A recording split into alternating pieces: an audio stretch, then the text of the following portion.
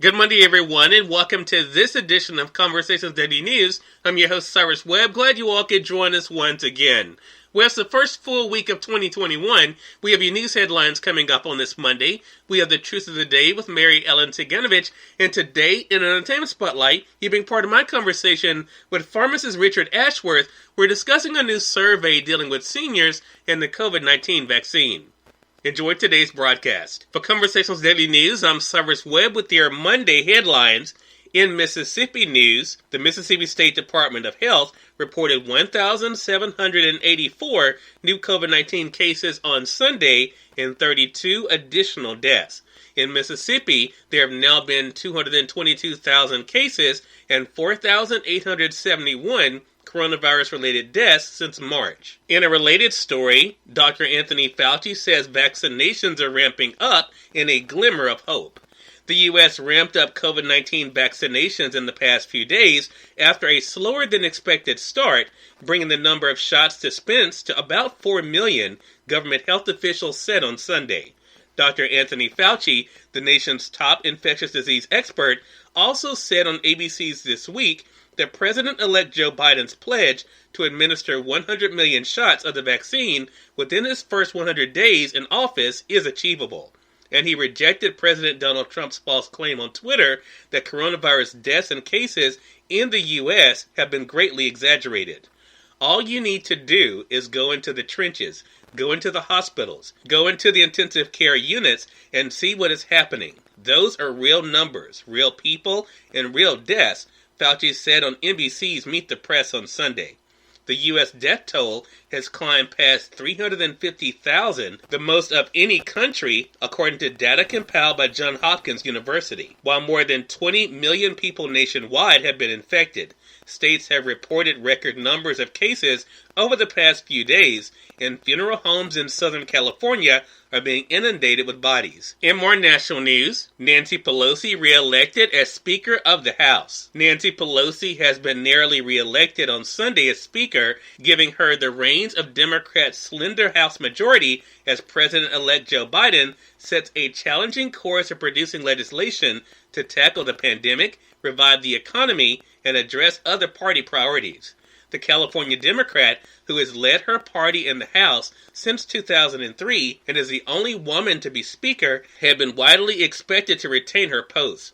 Representative Kevin McCarthy again will be the chamber's minority leader. To gain her victory, Pelosi had to overcome some Democratic grumblings about her longevity, a slim 222-211 edge over Republicans after the November election, and a handful of absences because of the coronavirus. There are 2 vacancies in the 435-member House, and whatever happens, Democrats will have the smallest House majority in 2 decades. In more national news, GOP plan to upend Biden win for Trump rips party apart. The Associated Press says the extraordinary effort to overturn the presidential election is ripping the Republican Party apart as GOP lawmakers orchestrating the challenges to Joe Biden's victory faced intense blowback on Sunday from others in the party, warning they are undermining America's faith in democracy.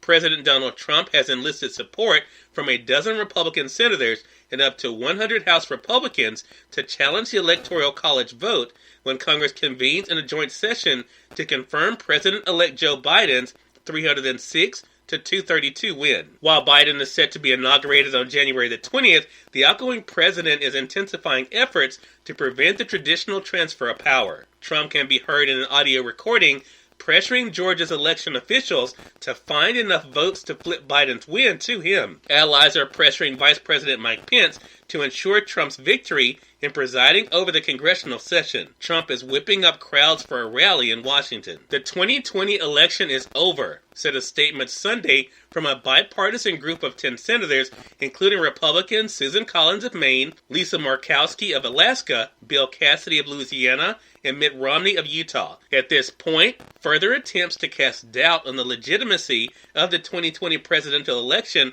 are contrary to the clearly expressed will of the American people and only serve to undermine Americans' confidence in the already determined election results, the senators wrote in their statement. In entertainment news, Report says talk show host Larry King in hospital with COVID-19. Former CNN talk show host Larry King has been hospitalized with COVID-19 for more than a week, the news channel reported on Saturday.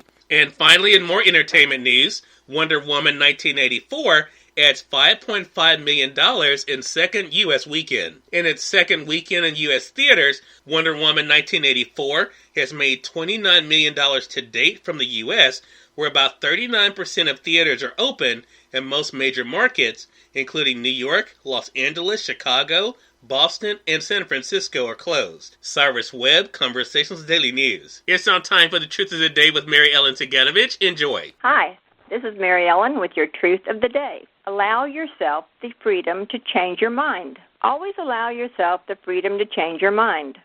You must respect the rights of others who may be affected by your decision. When your needs are at odds with another's, you may need to address a compromise. Conflict resolution is important in any relationship and is not hindered by indecision. Think carefully about what you wish to achieve in the long run. Is your decision or compromise in accordance with your ultimate goal? When you feel good in your knowings about the choice you have made, you know it is the correct choice, compromise, decision, or etc. Today, allow yourself the freedom to change your mind. And remember, enjoy your day. As I mentioned, pharmacist Richard Ashworth is featured in today's Entertainment Spotlight, right here on Conversations Daily News. For Conversations Daily News, I'm Cyrus Webb with the Entertainment Spotlight. Pharmacist Richard Ashworth joined me recently on Conversations Live, the radio show, to talk about a new survey dealing with seniors taking the COVID-19 vaccine. Information you need to know. Here's a bit of that conversation. Richard, this survey that Activity Health did, talk to us about why you all decided to survey seniors to see what their take was on the vaccine. Yeah, so we did the survey for really one reason, which was just to help. For us, it was important to help understand and discover the concerns and the challenges. That way, we can help on the communication and coordination side, either between the government and the public markets, just to help seniors understand the choices they have. What were some of the things that you found that were some of the concerns for seniors when it came to the vaccine? Well, good news first, Cyrus. So the first is 85% of our respondents said that at some point they do plan on taking the vaccine. So I think that's good. However, only half of the respondents said that they plan to take it immediately, or like within the first month. And actually, a third of them said they're a little hesitant and they're going to wait at least 3 months. So why is that? Well, the number one reason is they're worried about the side effects. In fact, 84% of them said they had concern about the side effects. And 2 out of 3 respondents believe they're going to have to wait anyway to get the vaccine.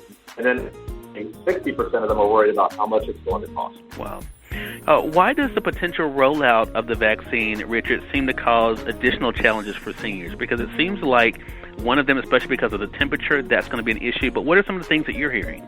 Yeah, I think on the logistics and distribution side, you have issues like refrigeration or where to get it. On the senior population side, it's a little bit more like we've asked them to physically distance. They might have some transportation concerns. Where do they get accuracy of information? They also have some hesitation because like even some of the regular population, is this vaccine going to give me the virus? In the clinical trial, were seniors part of the clinical trial? So I think starting with long-term care facilities and the rollout is actually going to provide some comfort to the population. And I also think it's really important that you go to trusted places to get information. Cyrus Webb, Conversations Daily News. We thank you all for tuning in to this edition of Conversations Daily News. We'll be with you guys on tomorrow with more news, Truth of the Day with Mary Ellen Ciganovich, and your Entertainment Spotlight. Until then, I'm your host, Cyrus Webb, saying as always, enjoy your day, enjoy your life, enjoy your world. Thank you all for choosing Conversations Daily News today. Let's make it a great one.